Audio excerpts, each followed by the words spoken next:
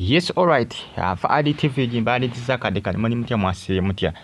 Kyozine Becky bamuli bubi Mujja we amwereza bi message ebimutiisa ngena kuba mbikutuusako byonna wano ku Faadi TV UG.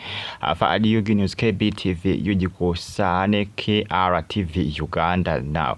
Mbatumudeka abali kata ne Saudi Arabia nembebaza ne bagamba nti muli bamaanyi nnyo kubanga mo following a comment section weeri awo obaka abuntira mu comment section. Nze Kyozine Becky bikonti TV yakola binyiza she should just stick to giving us music. Waliwo omukyala bagamba ati senga acid afuukidde Kyozine Becky akayinja mu ngatto.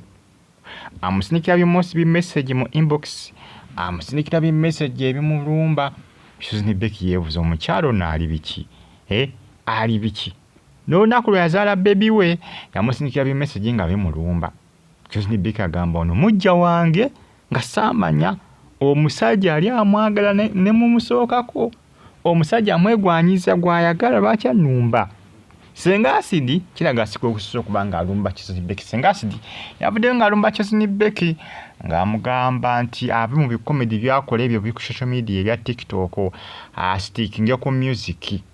Asticking ku music kwa concentrating ku music ave mu video ebyo kubanga tebinyuma.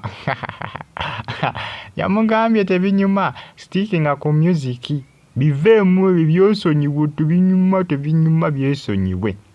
Asenga acid agamba nti Kyozine Becky waliwo ebintu byakola nti ng'oluusi binyiiza. Nga binyiiza nti ebiseera mutabani we yalwalira yakolanga bividiyo kyokka ng'omwana mulwadde nga muyi naye ng'abeera mu vidiyo ng'omwana amulikodinga bw'ametimba ku social media omwana ayina ng'azimbye n'amutimbatimba buli wamu. Senga acid agamba ebintu omukazi yenna ategeera eyakuzibwa toyinza kukola kasasiro bw'otyo. Senga acid bigambo bya Senga acid gemanya gakozesa ali bubi nnyo Kyozine Becky. Kyozine Becky yeebuuza Senga acid namukola kiki? Lwaki Senga acid asiibanga nnumba? Lwaki Senga acid annumbalumba nnyo? Kyozine Becky akyakyebuuza yeebuuza namukola ki Senga acid? Senga acid afukidde Kyozine Becky akayinja mu ngatto amweza mu message mu inbox amusinika bi message ebimwataakinga ebimulumba n'okumuvuma. Agamba nti Senga acid bw'otaaveeko n'okubanga olumba omwana wange weesonyiwa omwana wange nja kukuba mu mbuga z'amateeka nja kukusibya. Manyi ne Senga acid oluusi asussaamukko eri ba social media influencer abamu abasukka bye baali 10 ne baagala okuyingira obulamu bw'abantu kuyingira mu bufumbo bwabwe kugamba ne baagala okuyingira n'embulamu obw'omuntu munda.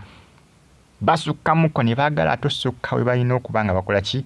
We balina okuba nga bakoma. Naye ng'ensonga ze Kyozine Becky jjukira azaala abasinga beebuuza Kyozine Becky wazaala enkeera wali ku stage ng'operforminga.